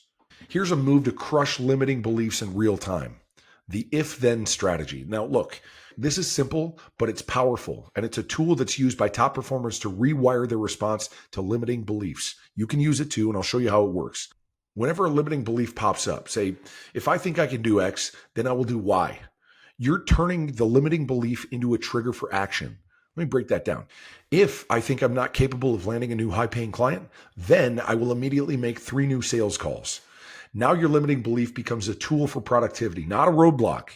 Every time your fear or doubt rears its head, you take action instantly. And that's how you crush these limiting beliefs. So here's what I want you to do today. Write down 3 limiting beliefs that have been keeping you small. Don't sugarcoat it. Be brutally honest with yourself.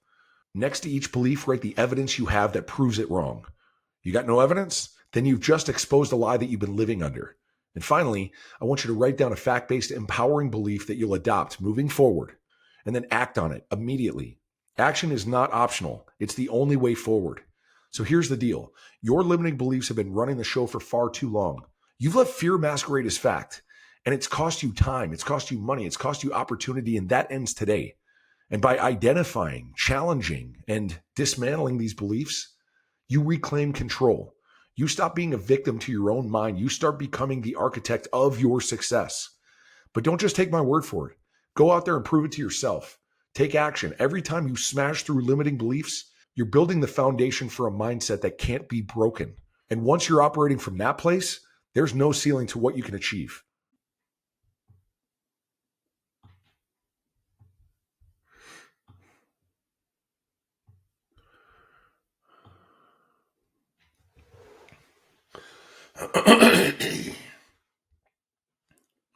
All right, guys, we're going into module 7 here. This is all about building confidence and resilience.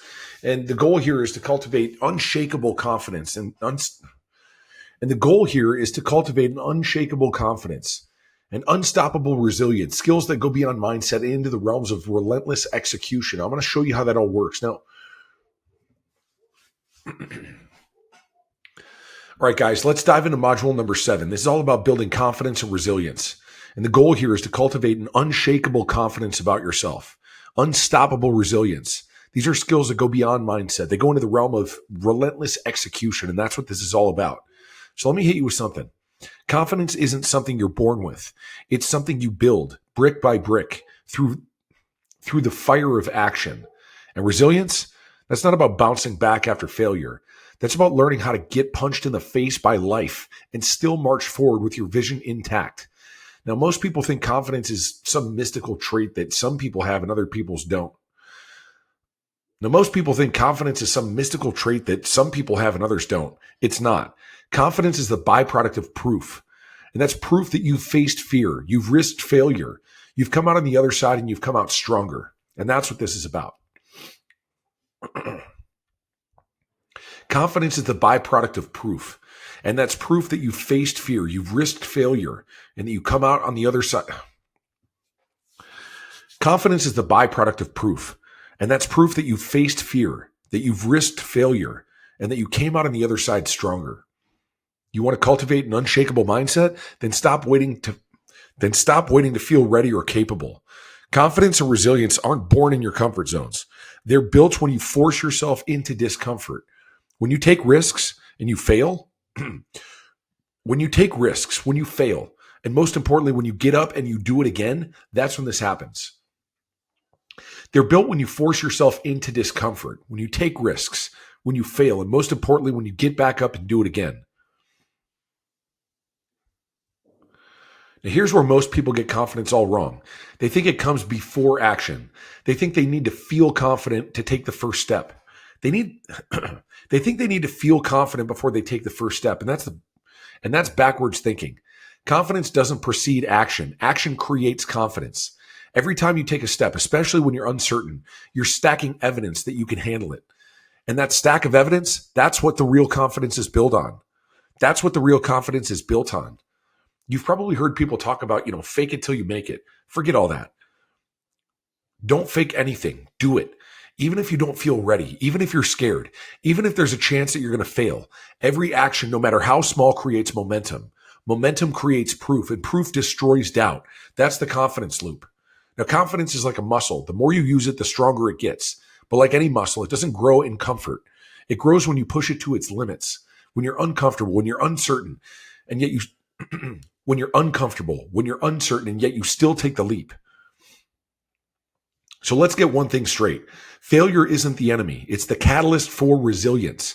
Most people try to avoid failure like the plague. They play small. They lower their goals so they don't have to face the sting of, they play small. They lower their goals so they don't have to face the sting of coming up short.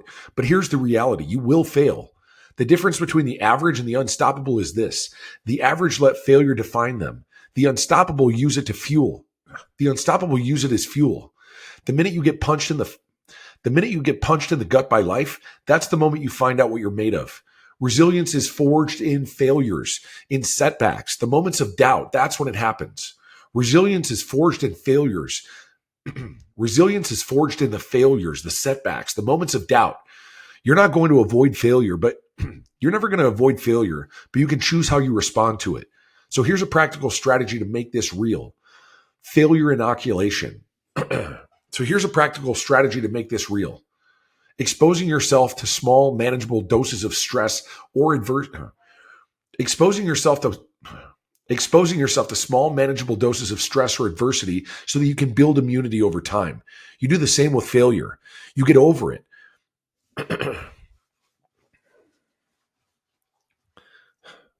Exposing yourself to small, manageable doses of stress. Exposing yourself to small, manageable doses of stress or adversity so that you build. Exposing yourself to small, manageable doses of stress or adversity so you get stronger over time. You do the same with failure. And here's how it works. Take bigger risks. Here's how it works. Take bigger risks, but in small increments. Don't start by risking your entire career. Take risks. Take bigger risks, but in smaller increments. Start by putting yourself out there in situations where failure is possible, but it's not catastrophic. Maybe it's risking your rates.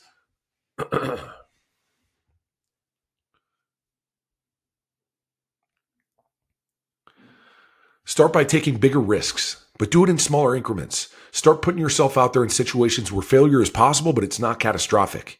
Maybe you're going to go after a client that you think is out of your league. And then what you want to do is deconstruct the failure. When failure happens,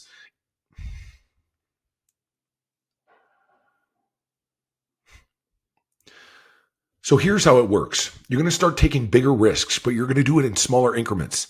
You can start by putting yourself in situations where failure is possible, but it's not going to be catastrophic. Maybe you're going to look at raising your prices, or maybe you're going to go after a client that might be out of your league. Now, the next thing that you want to do is deconstruct the failure, because failure is going to happen, and it will. You can analyze it. And then you're going to deconstruct the failure. When failure happens, and it will, you're going to analyze it. What went wrong? What did you learn? What will you do differently next time? Because failure is only wasted when you don't learn from it. And then you're going to move on to repetition. The more you put yourself in situations where failure is possible, the more resilient you become. You stop fearing it because you realize it's not fatal. It's fuel. And so now here's where things get interesting. Confidence and resilience are feedback. Now here's where things get interesting, because confidence and resilience are a feedback loop. The more resilient you become, the more resilient you become because you've trained yourself to handle failure, the more confident you are in taking bigger risks. And the more risks you take, the more evidence you have, the more evidence you gather that you can handle whatever comes your way. Now, most people never tap into this because they're too busy protecting their egos. Too afraid to risk a hit to their fragile sense of self. But here's the truth. Ego is the enemy of resilience. The more you try to protect your ego, the less you grow. You need to be willing to risk looking stupid, being wrong, and failing. That's how you develop resilience. And in turn, bulletproof confidence. That's where it comes from. You got to get yourself out there. You got to get outside of your comfort zone.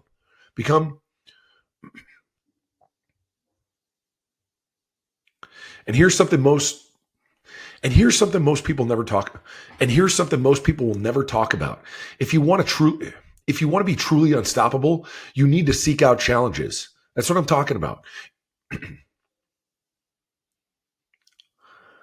And here's something most people will never talk about. You want to be truly unstoppable, you need to seek out challenges. You can't wait for adversity to just show up on your doorstep. You have to go out and hunt for it. You got to hunt it. You got to go out there and hunt it down. Think about the people you admire most. What do they have in common? They don't avoid challenges. They run straight towards them. They actively seek out difficult situations because they know that's where growth happens. The more you seek out adversity on your own terms, the more you seek out adversity on your own terms, the more you build resilience. The more you seek out adversity on your own terms, the more you build resilience for the times when adversity comes uninvited. And here's a tactical way to do this. Challenge yourself every week. Set a goal that forces you to stretch, to fail, and then stretch again. Maybe it's reaching out to 10 potential high-ticket clients in one day. Maybe it's setting a new personal goal in the gym.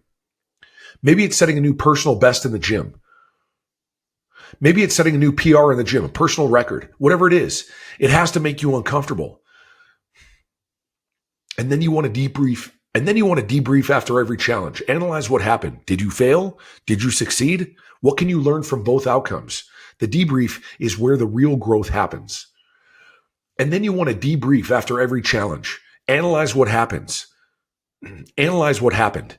Did you fail? Did you succeed? What can you learn from both outcomes? The debrief is where the real growth happens. And so resilience is built in the aftermath. Here's another truth. Resilience isn't built during the challenge. So here's another truth. Resilience isn't built during the challenge.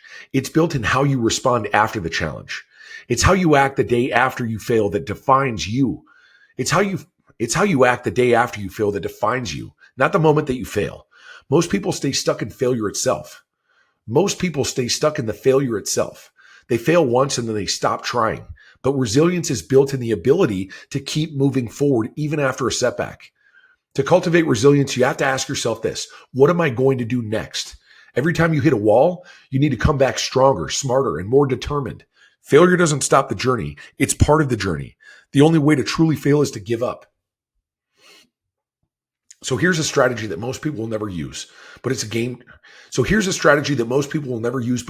changer. It's a confidence journal. This isn't some fluffy feel-good exercise. It's a tactical move to leverage your past wins to build future confidence. This isn't some fluffy feel-good exercise. It's a tactical move to leverage your past wins to build future confidence. And here's how it works. Every day, you write down one challenge that you faced and overcame. Document the details. What did you feel? What actions did you take? What was the result? And then you revisit the journal. When doubt creeps in, you've got documented proof of your own resilience and success. This isn't theory. This is hard evidence that you've handled challenges before and that you can handle them again. Now, confidence comes from repeated exposure to difficult situations and consistently coming out on top. You have to make it happen. And every time you document a win, no matter how small it is, you're reinforcing the neural pathways that remind you, I've done it before, I can do it again. So here's the bottom line. Confidence and resilience aren't about waiting for the stars to align or hoping to feel ready one day. They're built in the trenches of action. They're forged when you stop letting failure define you and instead you use it to fuel your growth. So confidence isn't a feeling, it's a byproduct of proof. Resilience isn't about bouncing back, it's about staying the course. Confidence isn't a feeling, it's a byproduct of proof. Confidence isn't a feeling, it's a byproduct of proof. Resilience isn't about bouncing back, it's about staying the course, even when the path gets rough. And the only way you build these two pillars of an unshakable mindset is by getting in the ring, taking your hits. And the only way that you build these two pillars of an unshakable mindset is by getting in the ring, taking your hits, and coming back stronger every single time. So stop waiting to feel confident. Stop fearing failure. Get out there and seek challenges. Go out there and seek out your challenges. Start stacking your wins and building your resilience. The more you do, the more unshakable you become. The more you do, the more unshakable you become. And when you're unshakable, nothing and no one can stand in your way.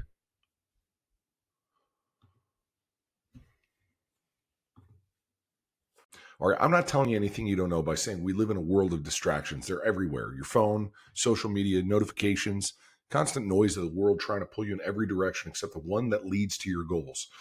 And most people are just letting this happen. They're letting distractions dictate their lives. It's pulling them away from their true potential. So here's the reality behind this. Focus is like a superpower. The people who master focus, they master their lives. And so they get more done in 1 hour than most people get done in a week because they've learned to drown out the noise and to zero in on what really matters. And that's what I'm going to show you today, how to cut out the distractions and unlock the power of ruthless focus. Now, everyone preaches hustle and work hard, but the truth is, hustle without focus is wasted energy. You can grind all day, but if you're constantly distracted, you're just spinning your wheels. Focus is the force multiplier. It's what takes average effort and turns it into extraordinary results. There's a reason that some people are able to achieve incredible things in the same 24 hours that everyone else has. They've mastered focus. They've learned how to cut out the noise and direct 100% of their energy towards the task at hand. When you can do that, you become unstoppable. Now let's get into this for a minute because you need to understand why focus is so hard in today's world. Your brain is wired for novelty. It craves new information, which is every new notification, every social media ping, and every distraction that feels so tempting. It's a dopamine hit. But here's the thing. Every time you give in to those distractions, you're weakening your ability to focus. Your brain's ability to concentrate is like a muscle. The more you train it, the stronger it gets. But if you're constantly switching tasks, if you're checking your phone, if you're getting distracted by every shiny object, you're training yourself to be scatterbrained. And that's the recipe for mediocrity. So let's talk about tactics. Here's what you need to do to take control. Your phone is your greatest enemy when it comes to focus. If you want to level up, you need to control your phone, not let it control you. So turn off notifications. Better yet, just put the phone in another room when you're working on something important. Create focus blocks. These are periods where you're committed to total immersion in a task with zero interruptions. Next, you want to look at your workspace right now. Is it cluttered? Are there distractions all around you? If so, you're sabotaging your focus. So simplify your environment. Remove anything that isn't directly contributing to your goals. Your workspace should be a place of focus, not chaos. Then you want to start time blocking. This is a game changer. Instead of working randomly throughout the day, schedule blocks of time where you focus on a single task. And when you're in the midst of these blocks, nothing else exists. And that means no email, no social media, no distractions, just pure unbroken focus on what matters most. The more you train your brain to work in these focused blocks, the more productive you're going to become. Now, there's a huge myth out there that multitasking makes you more productive. Let me just shatter that idea for you. Multitasking is killing your productivity. The brain can't actually focus on two things at once. What you're doing when you're multitasking is switching between tasks, and each switch costs you time, energy, and focus. Every time you switch between tasks, you're losing focus, and it takes time for your brain to get back on track. If you want to be at the top of your game, you need to learn the art of deep work, completely immersing yourself in one task at a time. Now, you're going to do that by batching your tasks. So instead of constantly switching between different activities, you're going to batch similar tasks together. I call this batch processing. So if you need to answer emails, dedicate one block of time to do it. Then move on to the next task and give it your full attention. That's going to allow you to dive deeper into the work at a much higher level. And then you're going to focus on the 80-20 principle. This is one of the most powerful concepts that you can use for productivity. So the 80-20 principle means that 80% of your results come from 20% of your actions. In other words, not all tasks are created equal. Some tasks, they move the needle forward in a big way, while other tasks, they're just busy work.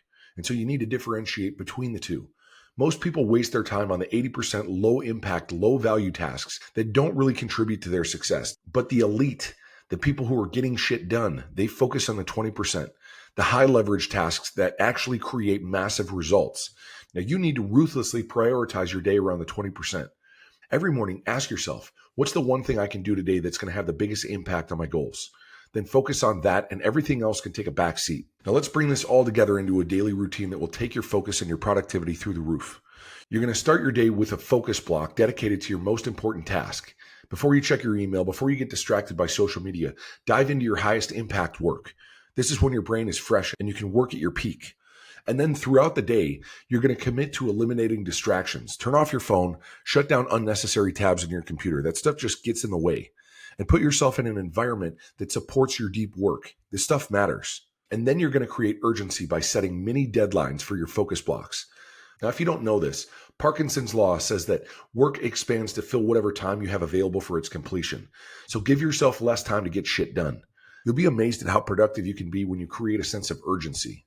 So at the end of each day, take 5 minutes to review what you accomplished. Did you focus on the right tasks? Did you let distractions creep in? What can you do better tomorrow? This simple practice will keep you sharp and help you refine your focus over time. Now let's talk about one of the biggest killers of focus. It's called the shiny object syndrome. You've probably heard about this before. We call them squeaky toys. Now, this is when you're constantly chasing the next new thing, whether it's a new object, a new strategy, or a new opportunity, without fully committing to what you're already working on. Success doesn't come from chasing every opportunity that comes your way. It comes from laser focus on one thing until you've mastered it. Now, if you're constantly jumping from one idea to the next, you're never going to build momentum. The power of focus comes from saying no to the 99% of things that don't matter and saying yes to the 1% of things that will drive your success forward. So you're going to create a not to do list. That means you're going to write down all the things that you're tempted to do, but you know aren't your top priorities.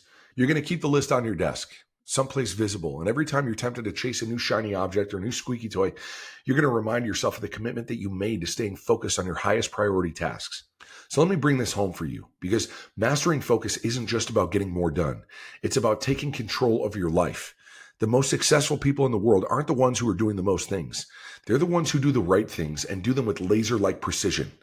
If you want to be truly unstoppable, you have to cut out the distractions, focus on the 20% of tasks that actually matter most, and commit to deep work. You can't let the noise of the world pull you in 1,000 different directions. You need to get clear on what you want and then focus relentlessly on making it happen. Success doesn't come from doing more. It comes from doing less but better. It comes from cutting out the fluff and focusing on what really moves the needle. So stop letting distractions control your life. Take back control, get focused, and watch how your results start to compound.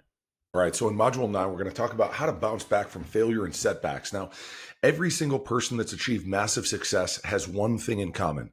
They've failed, not once, not twice, but repeatedly. So the difference between those who stay stuck and those who rise to the top, it's not that the successful ones avoided failure. It's that they learned how to bounce back from it. They turn their failures into fuel. And so resilience isn't that trait that separates the ordinary from the extraordinary. It's the ability to get knocked down and pick yourself back up. Keep moving forward no matter how brutal that fall was. Now, this isn't about avoiding adversity. It's about learning how to handle it, reframing it, and then using it as a springboard for greater success. Now, the truth about failure is that it's inevitable, but it's also an opportunity. So if you look at the hard truth, like everybody's going to fail. You're going to face setbacks. It's just part of life. No matter how talented you are, how prepared you are, how driven you are, failure is just part of the journey. So it's not a question of if, it's a question of when. But here's the thing, failure is the best teacher. It's a critical part of the learning process, and it forces you to grow, adapt, and level up. So most people see failure as like some sort of stop sign. They let it paralyze them. But the successful people, they see failure as feedback. Every setback is just data. It's information that's telling you what didn't work so that you can figure out what will. The key is not to personalize failure. Don't make it a reflection of your worth or your capabilities. It's just part of the process. So failure isn't the end, it's the beginning. The most powerful shift you can make is changing the way that you see failure. Most people are afraid of failure because they see it as the end. They feel like they need to give up at that point. But the reality is failure is just the beginning of a new lesson. Every time you fail, you're closer to success than you were before. And I know that sounds cliche, but it's the truth. Now, think about this. Some of the biggest breakthroughs in history were born out of failure. Michael Jordan was cut from his high school basketball team. He didn't give up. He used failure as an advantage. You got to train your brain to expect setbacks, and then you've got to reframe them as opportunities to learn. Your mindset allows you to approach failure without fear if you get it right. Instead of running from it, you embrace it, knowing that it's the critical stepping stone to get you through to mastery. That's what this is all about. So number one, you have to acknowledge that failure actually took place. Don't ignore it. Don't downplay it. You got to own it. You got to look at what happened and be honest with yourself about why it happened. A lot of people will make the mistake of brushing failure under the rug, but it doesn't help them to learn. You need to face it head on. And then number two, you have to extract the lesson, because every failure contains a lesson within it. Your job is to figure out what the lesson is. So ask yourself, like, what went wrong? What could I have done differently? What do I need to improve moving forward? This is the most important part of the process, because if you don't learn from your failures, you're just going to repeat them. Successful people see failure as a feedback loop. It's constantly giving them data, and they use that data to improve and move forward. And so the third thing is that you need to take immediate action. So once you've extracted this lesson, it's time to act on it. This is where most people get stuck. They fail, they analyze, but then they don't move forward. You've got to take immediate action to correct course. The longer you wait, the more paralyzed you become. Momentum is key here. You have to understand that. Even if every step is small, you need to start moving in the right direction immediately. And so you have to be emotionally resilient. That means handling the psychological toll of setbacks. So let's talk about something that gets overlooked when I talk about resilience. It's not just about getting back up physically. It's about getting back up mentally and emotionally. Setbacks can take a toll on your confidence, even on your self-esteem and your belief in yourself. Now, here's the reality. Resilience isn't about being immune to emotions. It's about learning how to process them and keep moving forward despite them. You're going to feel frustration.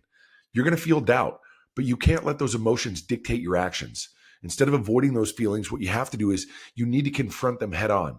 When you feel like giving up, you got to ask yourself, is that emotion more powerful than my desire to actually succeed at what I'm trying to do? Because 9 times out of 10, the answer is going to be no. You have to train yourself to act in spite of the emotions that you're feeling. And you can do that through visualization. So you start by visualizing the worst case scenario. Like, what's the worst thing that could possibly happen? Once you've identified that, you've taken away its power. You've now confronted the fear, and now it can't control you. Now, if you want to be resilient, it requires you to adapt. You have to pivot. Don't quit. Resilience isn't about banging your head against the wall over and over again. It's about knowing when to adapt and when to pivot. Failure is usually a sign that something needs to change, whether it's your approach, your mindset, your strategy, like whatever it is, you have to figure that out. Successful people don't keep trying the same thing that's not working.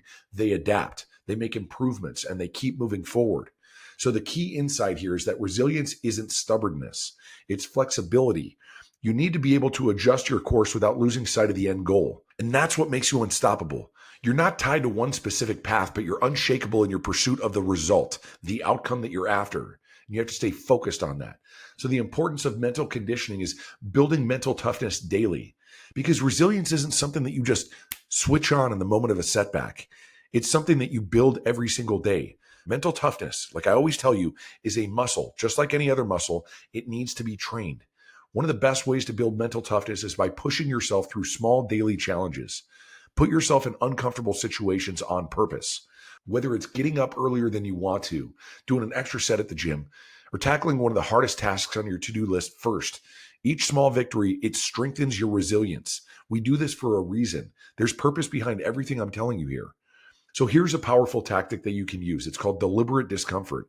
Every day, I want you to do something that's uncomfortable, something that's going to challenge you. It doesn't have to be big, but it should push you outside of your comfort zone.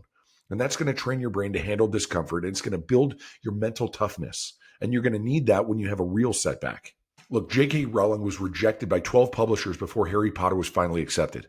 Imagine if she had just stopped after her first rejection. Colonel Sanders didn't start KFC until he was in his 60s. He was rejected 1,000 times before somebody agreed to franchise his chicken recipe. These are people who were told no over and over and over again. They failed repeatedly, but they didn't give up. They adjusted, they learned, they kept going. And that's what you need to do. When failure hits, don't stop. Learn, pivot, keep moving. That's what this is all about. And in the end, resilience is your competitive edge. It's what allows you to outlast everybody else. Most people quit when things get tough. They throw in the towel at the first sign of failure. But the people who actually succeed, they know that failure is just part of the process. They see setbacks as setups for comebacks. Resilience is about deciding that nothing is going to stop you. No failure, no setback, no rejection. It's about getting knocked down 10 times and standing back up 11. The more you train yourself to bounce back, the less failure is going to phase you. And eventually you'll get to the point where no setback is going to break you. And then you're freaking unstoppable. So from today on, I want you to make resilience a core part of your mindset. When failure comes, and it will, embrace it, learn from it. We're here for every step of the journey. You have all the resources that you need to knock this thing out of the freaking park. All right, guys, now we're getting into module number 10. This is about self, wealth, relationships, and the relentless growth across all of these fronts. Now, success isn't a destination. It's a constant grind. If you're not growing, you're decaying. And you've made it this far. So let me make one thing clear. This is only the beginning. The moment you stop grinding, stop pushing, stop demanding more of yourself is the moment that you start to decline. So success isn't static. It's a moving target, and you've got to keep pace. So self, wealth, and relationships. Now, these are the 3 pillars that hold your life together. If even one of them crumbles, the whole thing's going to come crashing down. So what does that mean for you? It means relentless, obsessive, no excuse commitment to growth in all of these areas. Now, it's a battle against comfort. So let's start with yourself. Most people think self-development is optional. They dabble in it. They read a book here. They listen to a podcast there, but they never truly commit to it. They coast. And coasting, my friend, is the quickest way to mediocrity. Unacceptable. You're either moving forward or you're slipping backward. There's no neutral. Growth comes from consistently putting yourself in uncomfortable situations and testing your limits, expanding your mind, and shattering your preconceived notions about what you can achieve. Now, here's a challenge for you. I want you to pick one area you've been coasting. Maybe it's your physical health, or maybe it's your personal discipline. Maybe it's your ability to focus. Wherever you've been taking it easy, that's where you need to attack. So, starting today, what are you going to do to push yourself? Don't settle for improvement, go for mastery. Now, first, we're going to talk about self. This is the battle against comfort. Now, when we're talking about wealth, this is the relentless pursuit of value. And I'm not just talking about making money. Money comes and goes, but wealth sticks. And true wealth isn't just financial. It's the value you bring to the marketplace, the systems you've built, the freedom that you're creating for yourself. So here's where most people screw this up. They think that if they just work harder, they're going to make more. And yeah, hustle is important, but hard work without strategic thinking is just sweat. Real wealth is about leverage. It's about learning to work on your business, not just in it. It's about making money work for you while you sleep. But it requires a mindset shift. And most people are just stuck in their worker mindset. They think small, they think short term. They're focused on making ends meet this month rather than planning on how to create wealth for years to come. And so what I want you to do is audit your financial life right now. Are you just chasing dollars, or are you creating systems that will allow you to make more money and grow? Because the resources are right here. Now, what are you investing in? Your business, your education, your future? You need to constantly be looking for ways to multiply your value and turn it into scalable wealth. Now, the last pillar is relationships. And I don't care how strong you are in self or how much money you make. If your relationships are garbage, your life is going to reflect that. You are the sum of the people you surround yourself with. And if you're spending your time with losers, complainers, energy vampires, it's going to drag you down. But this isn't just about cutting toxic people out. It's about finding people who make you better, people who challenge you, people who demand more from you than you demand from yourself. And that's what this community is all about. So leverage it. Look, if you're the smartest and the most successful person in your circle, then maybe you're in the wrong circle. And that's why this community is so powerful. We're constantly pushing each other to get better, to do more, to get to the next level. Growth doesn't happen in isolation. It happens through challenge. And the people around you can either be your biggest asset or your biggest liability. So cut toxic people out, but replace them with people that are actually moving you forward. And this community is the best place that I can think of for you to be right now. So take a hard look at your relationships. Who's lifting you up? Who's dragging you down? Make a decision today to spend more time with the people who elevate you and less time with the people who don't. So here's the final takeaway. We're talking about self, wealth, and relationships. These aren't boxes you check off once and then forget about them. You need to be obsessively and relentlessly focused on growing in all three of these areas every single day. Why? Because the moment you become complacent, you're going to lose. Life will throw everything it's got at you to knock you down. And if you're not actively growing, you'll get crushed by the weight of stagnation. Your comfort zone is your enemy. And if you want to dominate in this game, you have to be 100% committed to growth. And that means every day you wake up and you ask yourself, how am I going to grow today? What am I doing to become better in my mind, in my wealth, and in all my relationships? And then you have to execute on it. Success is a grind. The grind never stops. You have to learn to embrace it, and you'll learn to love it, because the further you get down this path, the more rewarding it becomes. So I want you to identify one area in each of these three pillars, self, wealth, and relationships, where you've been slacking or playing small.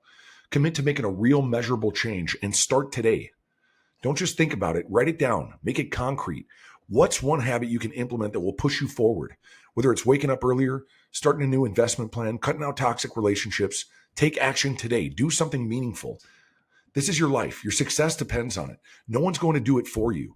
If you don't constantly push yourself to grow, life's just going to push you into a corner. So there's no time to waste. Self, wealth, and relationships, it's all on you. Now get after it.